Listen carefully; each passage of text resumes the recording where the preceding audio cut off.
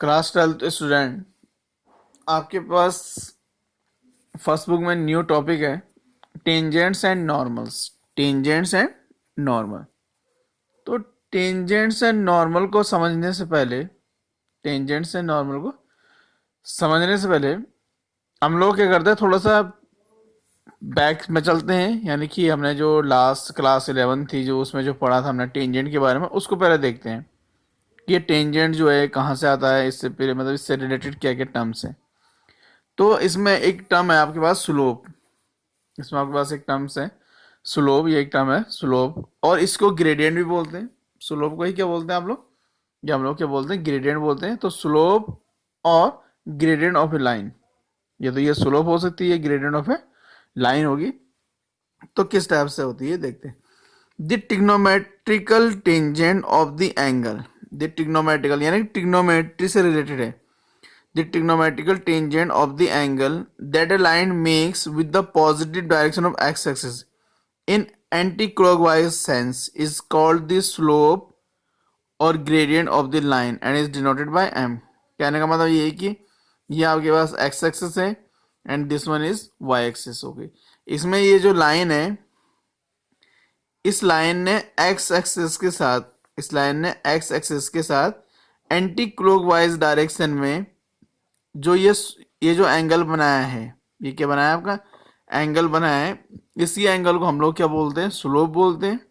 क्या बोलेंगे इसको, स्लोप बोलेंगे, या इसको हम लोग क्या बोलेंगे, ग्रेडियंट बोलेंगे। ये तो स्लोप बोलते हैं या फिर ग्रेडियंट बोलते हैं, स्लोप और ग्रेडियंट बोलते हैं।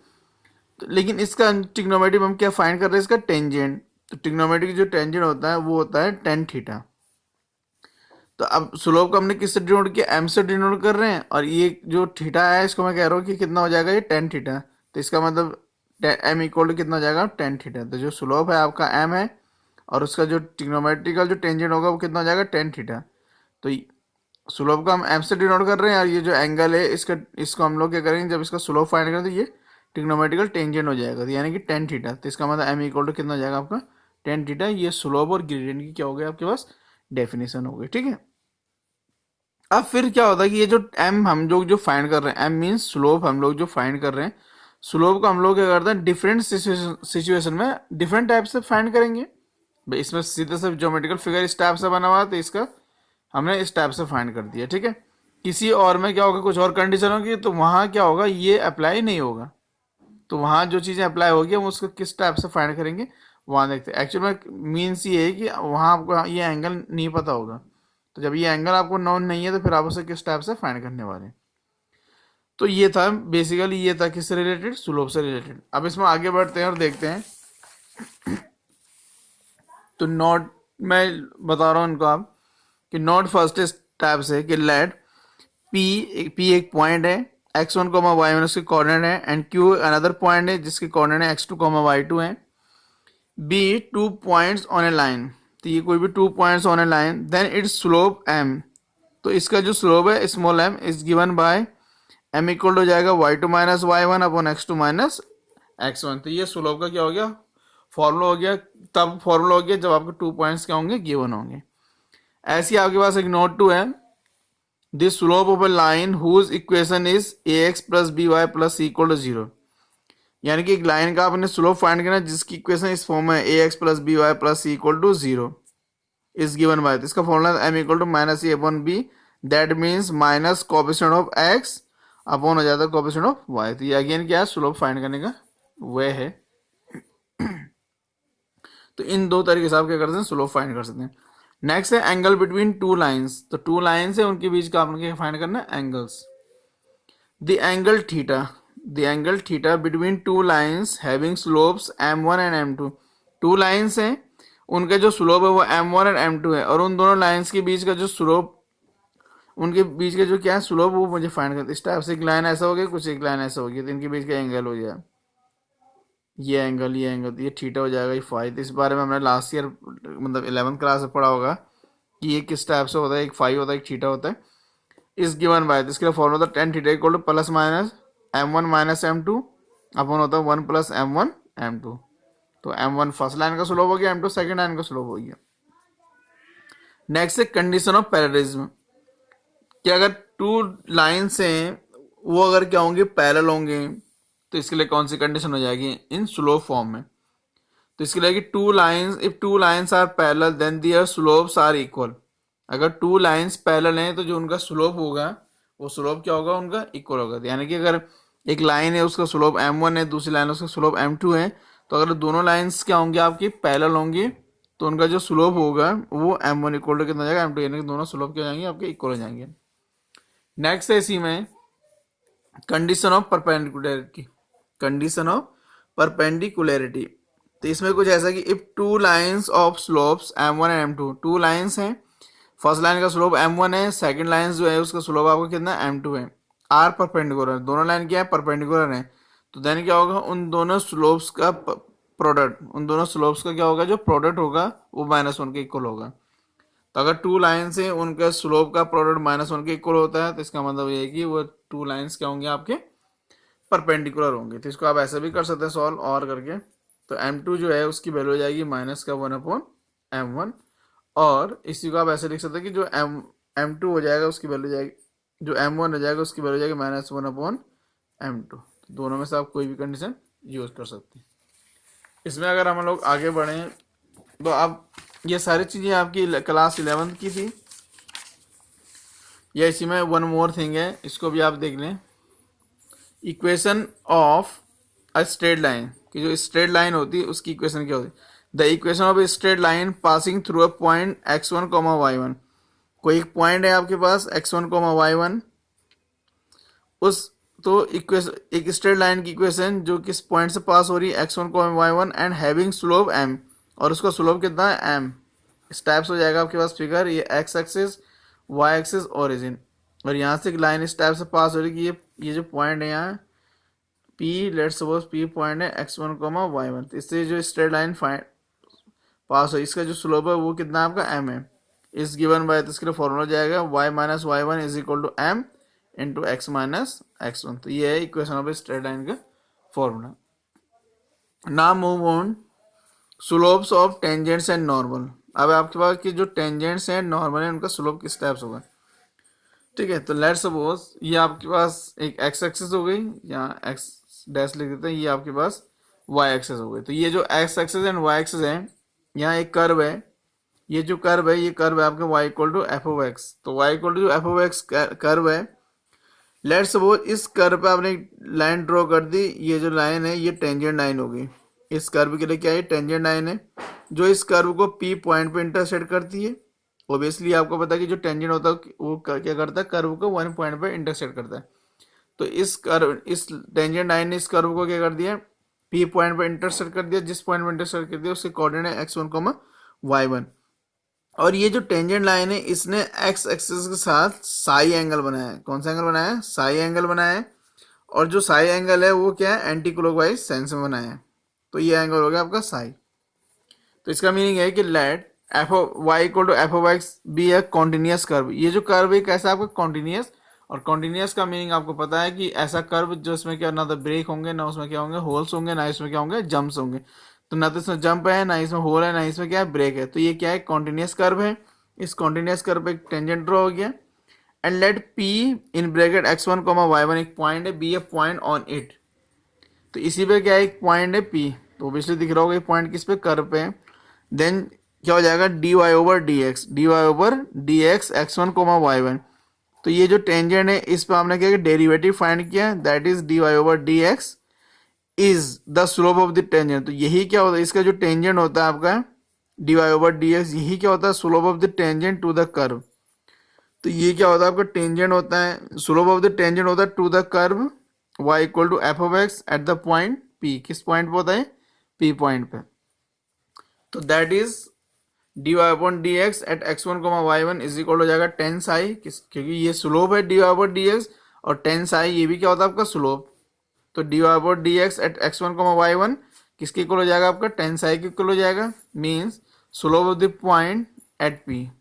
तो जो टेन साई हो क्या, slope of the point at P हो जाएगा, जो dy पर क्या आपका dx है। तो ये हो गया आपके पास स्लोप। अब नेक्स्ट जो इसमें बात आती है वो है normal, slope of the normal. तो लेट्स सपोज ये जो कर्व है इस पे नॉर्मल ड्रॉ कर दिया हमने, इस पे ड्रॉ कर दिया आपने क्या, नॉर्मल। तो ये जो है ये नॉर्मल लाइन है, तो ये क्या है आपका नॉर्मल। अब ये जो नॉर्मल है वो आपको दिख रहा होगा कि वो इस टेंजेंट पे क्या परपेंडिकुलर है। जो नॉर्मल लाइन है वो क्या है, कर्व की टेंजेंट पे क्या परपेंडिकुलर है। तो देखते हैं कि नॉर्मल की इक्वेशन क्या बनेगी, ये नॉर्मल किसके बोलने वाला है। तो इस टाइप से है कि slope of the normal, slope of the normal, जो नॉर्मल ड्रॉ किया उसका स्लोप। तो the normal to a curve at P, जो पी पॉइंट है x1 y1 is a line perpendicular to the tangent at P. तो आपको दिख रहा होगा कि जो फिगर में क्या था, जो परपेंडिकुलर था उस पर क्या परपेंडिकुलर, जो टेंजेंट था उस पर परपेंडिकुलर नॉर्मल पी पॉइंट पे, एंड पासिंग थ्रू पी। और किससे पास हो रहा है आपका, पी से ही पास हो रहा है। तो इसका मीनिंग ये हो जाएगा कि slope of the normal at P is equal to -1 upon slope of tangent at P. दोनों एक दूसरे पे क्या परपेंडिकुलर 90 डिग्री का एंगल बनाएंगे, तो इन दोनों का स्लोप का प्रोडक्ट कितना होगा, -1 के इक्वल होगा। तो ये हो जाएगा slope of the normal at P is equal to -1 upon D Y upon D x. और किस पॉइंट पे, एट पी। और पी आपको पता है कि उसके कोऑर्डिनेट कितने हैं, x1 कॉमा कितना हो जाएगा आपके पास, y1 हो जाएगा। तो ये हो गया आपका स्लोप एंड नॉर्मल। तो आई होप कि आपको स्लोप और नॉर्मल समझ में आया होगा। अगर स्लोप और नॉर्मल समझ में आ जाएगा तो देन उसके बाद हम लोग आगे बढ़ेंगे और हम लोग पढ़ेंगे इक्वेशन ऑफ टेंजेंट, कि जो टेंजेंट लाइन होती है उनकी इक्वेशन क्या होती है या उसके लिए क्या फॉर्मूला होता है।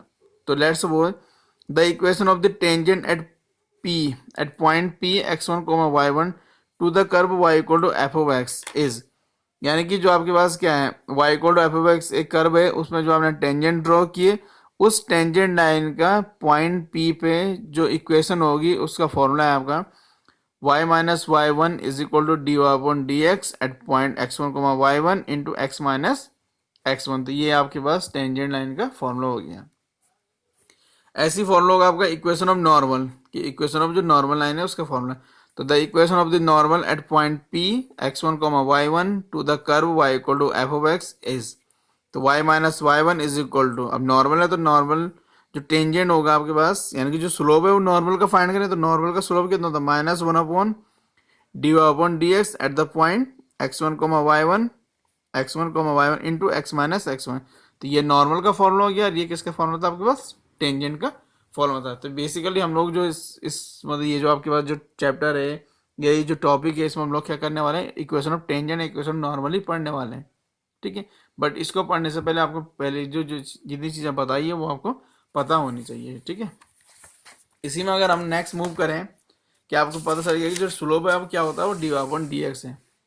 तो इसमें अगर आप देखें कि एक नोट है कि if tangent at x1 y1, जो x1 y1 जो पॉइंट है आपका इस पैरेलल टू y एक्सिस, इस पे जो टेंजेंट है वो किसके पैरेलल हो जाए आपके y एक्सिस। तो लेट्स सपोज अगर मैं आपको यहाँ शो करूँ तो आप ध्यान से देखिएगा, ये x एक्सिस है, ये y एक्सिस है, ये ओरिजिन है। हम कह रहे हैं कि जो स्लोप जो जो टेंजेंट है वो किसके कर्व है, जो टेंजेंट है ये कर्व है, इस पे टेंजेंट जो है इस टाइप से ड्रॉ हो गया, ये किसके पैरेलल हो जाएगा आपका, y एक्सिस के पैरेलल हो जाएगा। तो यहाँ पे कितना एंगल बनेगा, 90 का एंगल बनेगा। जब यहाँ पे 90 का एंगल बनेगा तो आपको पता है कि स्लोप जो होता है वो कितना होता है आपके पास, d Y upon D x equal कितना हो जाएगा आपका 10 साई, और साई की वैल्यू हो गई 90, और 10 जो 90 होता है आपको पता है उसकी वैल्यू कितनी होती है, इन्फिनिटी होती है।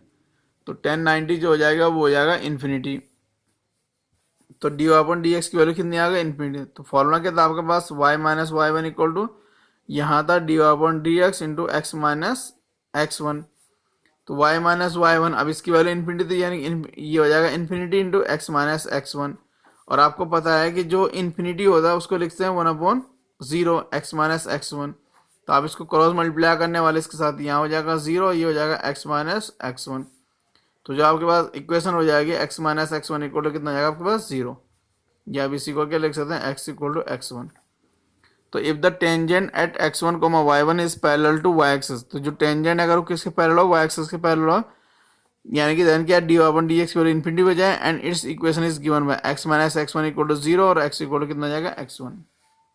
इसी में नोट 2 है आपके पास, if tangent at x1 y1 is parallel to x axis. अब है कि टेंजेंट किसके पैरेलल हो जाए आपके, x एक्सिस। तो आपके पास ये x एक्सिस, ये y एक्सिस है।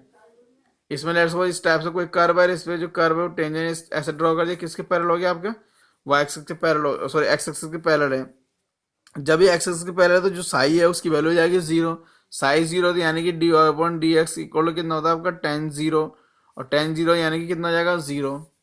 तो फिर इसका मतलब जो फॉर्मूला होता है टेंजेंट का होता है Y minus Y one into D Y upon equal to the D Y upon D X into X minus x one. तो फिर आपको पता है कि वाई माइनस वाई वन इसकी वैल्यू कितनी आ गई 0, एक्स माइनस एक्स वन। तो 0 से पूरा मल्टीप्लाई होकर कितना जाएगा 0, तो Y minus Y one equal to कितना जाएगा 0। It means that Y equal to कितना हो जाएगा वाई वन। तो ये जो इक्वेशन दिख रही होगी आपकी, ये किसकी इक्वेशन हो गई आपकी? ये इक्वेशन तब अप्लाई होगी जब आपका जो टेंजेंट है वो किसके पैरेलल होगा, एक्स एक्सिस के पैरेलल होगा तो Y minus Y one equal to 0 होता है। और अगर वाई एक्सिस के पैरेलल होगा तो x equal to x one, ये x minus x one equal to कितना होता है आपका 0। तो ये सारा किससे रिलेटेड टॉपिक था आपके पास?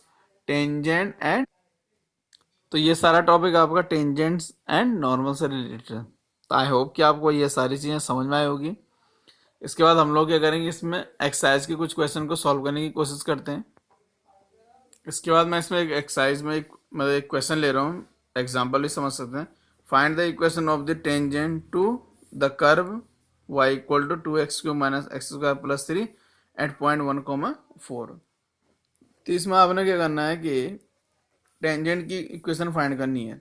तो गिवन हो जाएगा आपके पास y equal to 2x³ minus X square है प्लस कितना आपके पास 3 है। तो मुझे इसकी इक्वेशन फाइंड करनी है। तो हम इससे क्या करेंगे, डिफरेंशिएट कर लेंगे। On differentiating both side with respect to X, तो ये जाएगा D Y over D x. तो D Y upon D x हो जाएगा 3 2 जा 6 एक्स स्क्वायर माइनस हो जाएगा 2x। तो ये D Y upon D X की वैल्यू आ गई।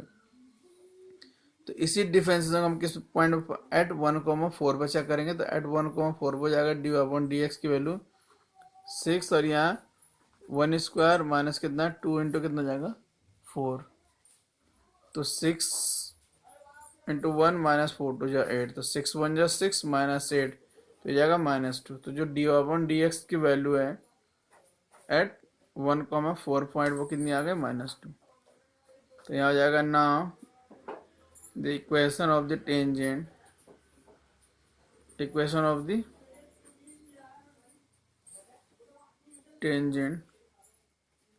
Eight 1,4 is given bye. तो ये जो 1,4 पॉइंट है इज गिवन बाय, इसके लिए फॉर्मूला जाएगा Y minus Y one is equal to D Y one D x, और यहाँ होता है एक्स माइनस एक्स वन जो फॉर्मूला है। तो ये x1 ये y1, तो यहाँ हो जाएगा y minus 4 is equal D Y one D X की वैल्यू कितनी आई है -4, सॉरी -2, और ये जाएगा x माइनस 1 तो y माइनस 4 इज इक्वल हो जाएगा आपके पास -2x minus into minus plus 2। तो सबको अगर आप लेफ्ट में ले आए तो ये जाएगा -2 इक्वल टू 0। तो ये हो जाएगा 2x plus Y minus 6 equal to कितना 0। This is the equation of the tangent line. तो यही आपके पास क्या है, इक्वेशन ऑफ द टेंजेंट की इक्वेशन है आपके पास, ठीक है।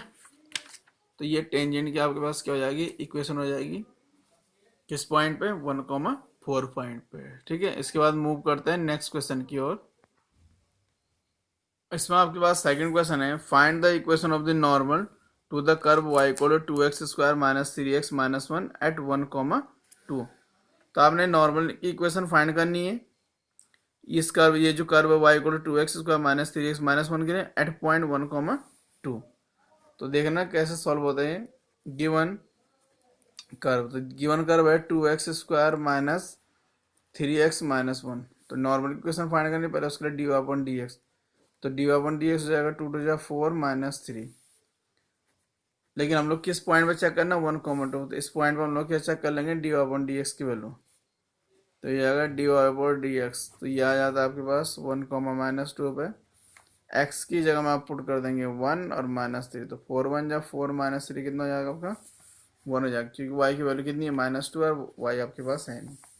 इसके बाद हो जाएगा इक्वेशन ऑफ द नॉर्मल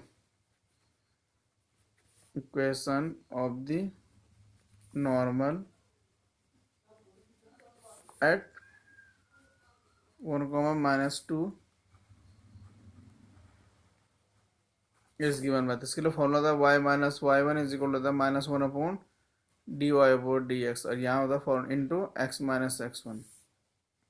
तो y माइनस वाई वन की वैल्यू आपको दिख रही है -2 है माइनस, और ये D Y upon D X की वैल्यू कितनी आ रखी है आपके पास 1 और x माइनस 1। तो y minus into minus plus Y plus 2 -1 और ये आ जाएगा x माइनस 1। तो y plus 2 equal to minus x minus into minus plus, तो y plus two plus x minus one equal to zero, तो ये हो जाएगा x plus Y plus one equal to zero. This is the equation of the normal to the curve.